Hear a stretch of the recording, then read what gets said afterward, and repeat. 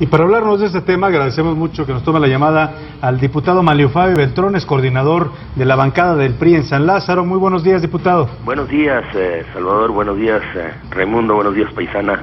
¿Cómo estás? Un gusto saludarlo. Buenos días. Oiga, diputado, ya supimos qué es lo que no va de la reforma. Ahora la pregunta es, ¿cómo van a sustituir ese dinero? Se habla de 40,000 millones de pesos. ¿Qué impuestos van a crear o a meter para compensar lo que no se va a aprobar de esta reforma? Bueno, lo que estamos haciendo primero es diseñando una política de ingresos. Y la política de ingresos que envía el Ejecutivo buscaba cerca de 500,000 millones de pesos adicionales al año anterior. De tal manera que si nosotros llegamos a la reducción de cerca de 30,000 millones de pesos, primero tendríamos que ver si de algún otro lugar podemos obtenerlos para continuar con la estrategia del mismo presupuesto, del paquete económico, o reducir en algunos otros lugares gastos que pensamos nosotros se pueden sustituir. Pero lo importante es que el paquete económico que envía el presidente Enrique Peña Nieto no pierde el espíritu. Su espíritu es eminentemente social y hacendario, pero en ese orden, de tal suerte que los programas más insignia, por decirlo de esta manera, del presidente Enrique Peña Nieto, que son el seguro del desempleo y también la pensión universal, junto con el reforzamiento a la salud y a la educación, porque tenemos que cubrir varios rubros que se abren de carácter presupuestal con la reforma educativa, no se pierdan.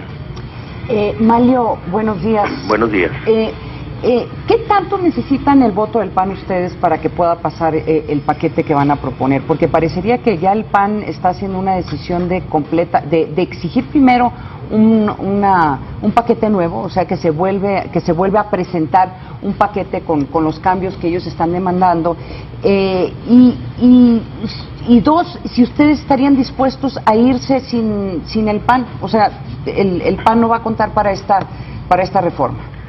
Bien lo señalas tú, Ana María, y así lo debe de conocer quienes nos están escuchando, que esta votación, sobre todo de las leyes y del presupuesto, se logran con la mitad más uno de los componentes de las cámaras.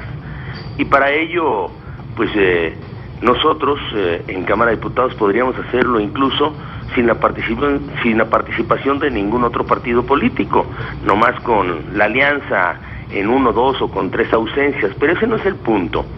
Yo creo que lo que se busca con esta propuesta de alto sentido social y hacendario es que participemos todos como lo hemos venido haciendo desde el principio.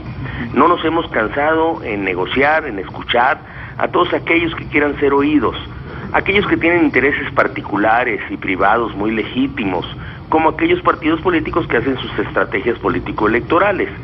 Pero por eso es que hemos estado haciéndole modificaciones a la iniciativa, en pleno acuerdo también con el gobierno, con la Secretaría de Hacienda, que ha mostrado una enorme disposición a observar pues cualquiera de las recomendaciones que nos hacen y que resultan pertinentes atender. Y es por eso que empezamos a hacer modificaciones en conjunto, y he dicho que nadie por sí solo se puede arrogar cualquiera de las modificaciones que se están llevando a cabo. Fueron pertinentes, fueron convenientes. Por ejemplo, la historia de las colegiaturas.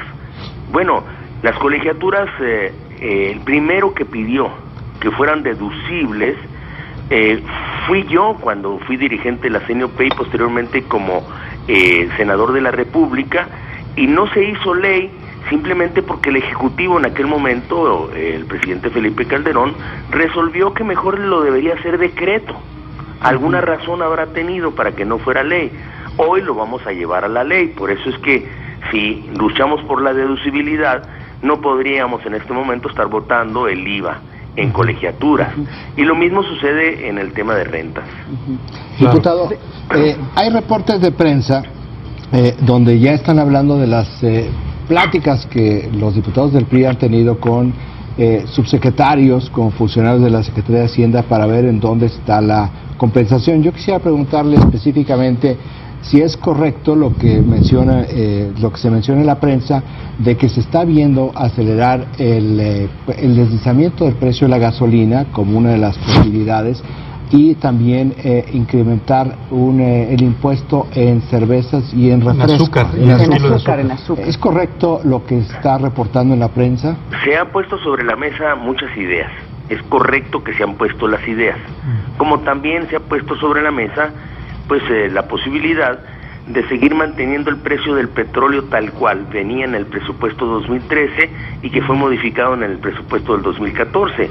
En el 2013 estuvo fijado el precio del petróleo a $86 y para el 2014 la iniciativa lo trae en $81, no obstante que en el mercado está manteniéndose cerca de $100 y ya se va a cerrar incluso la venta del próximo semestre, pactada a ese precio.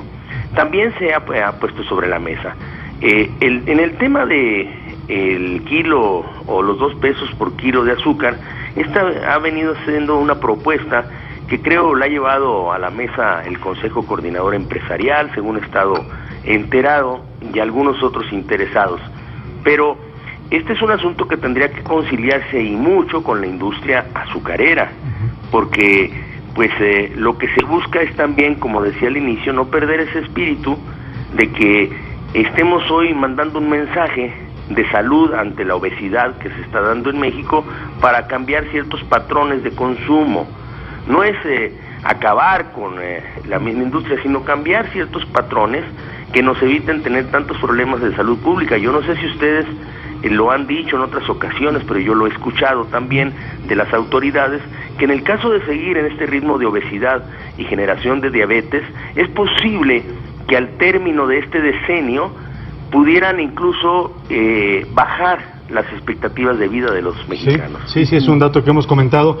Diputado, yo le quiero hacer 2 preguntas. Una, ¿no habrá más cambios a la iniciativa fiscal? Le pregunto por el tema precisamente del impuesto a los refrescos, del que sabemos que hay mucha presión por el poder que tienen estas compañías refresqueras que están induciendo campañas y cabildeos sobre este tema. Y la otra es, hay secretarios que públicamente ya han reconocido que hay subejercicios en sus secretarías.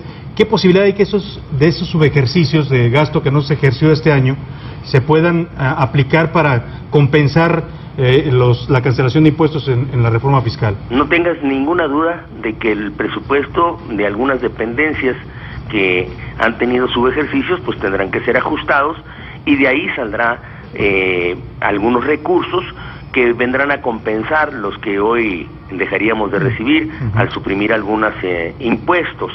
Y también no tengan ninguna duda de que nuestra conversación de los partidos políticos representados en la Cámara con la Secretaría de Hacienda siempre ha girado sobre una exigencia de buscar que se privilegie el gasto de inversión y se haga una reducción del gasto corriente.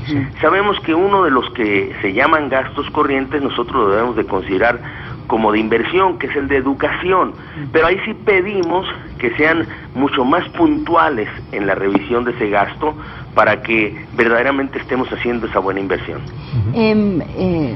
Diputado, en términos políticos, ¿dónde se encuentra el secretario, el doctor Luis Videgaray en este momento? Porque de una forma u otra, estas críticas a la propuesta que presentó la Secretaría de Hacienda, de una forma u otra tiene que estar impactando la capacidad de negociación que tiene el secretario y la Secretaría de Hacienda en este momento. ¿En dónde está el secretario? Bueno, creo que en términos políticos yo lo veo muy bien posicionado dentro de la administración pública y como uno de los funcionarios más importantes del gobierno del presidente Enrique Peña Nieto, destacando entre ello por su talento y por su visión. Lo tengo que decir de esta manera. Es un político bastante completo y que le ha permitido pues tanto estar en la mesa del Pacto por México, que genera reformas, como también en esta segunda oportunidad en la que se presenta un paquete económico, obviamente el de ahora un poco más complejo, pero con mucha visión y control sobre lo que se quiere. Insisto, no lo que él ha buscado en las negociaciones que hemos tenido los partidos políticos representados en la Cámara con Hacienda, es que no se pierda el espíritu de la reforma del presidente Enrique Peña Nieto, que es social y hacendario. Es buscar que paguen más los que más tienen, paguen menos los que menos tienen, obviamente, pero sobre todo y en específico que acabemos con privilegios que venimos arrastrando desde hace mucho tiempo. Decían ustedes al inicio de la conversación, bueno, ya nos dijeron que no va, díganos que sí va. Bueno, sí va la no consolidación a 5 años que se tenía, sí va el 10% de impuesto a los movimientos bursátiles, sí va el 10% a los dividendos de las empresas. Bueno, van una serie, no van, se nos ha olvidado decir, iban alimentos y medicinas como lo habían querido en los últimos años los gobiernos del PAN, no va tampoco el IETU, no va tampoco el impuesto a depósitos en efectivo. En verdad que es una buena reforma. Muy bien, pues le agradecemos mucho, diputado, bastante claro qué permanece y qué se elimina de esta reforma, y bueno, pues esperemos que así se mantengan hasta la aprobación y que no cedan a presiones que sabemos que existen y bastante fuertes. Muchas gracias, diputado Manuel Fabio Beltrones. Gracias a ustedes, y confíen que los partidos políticos de verdad están haciendo un trabajo sumamente responsable. Muchas gracias al coordinador de los diputados del PRI en la Cámara de Diputados, pues ahí está. Sí, pues ahí está.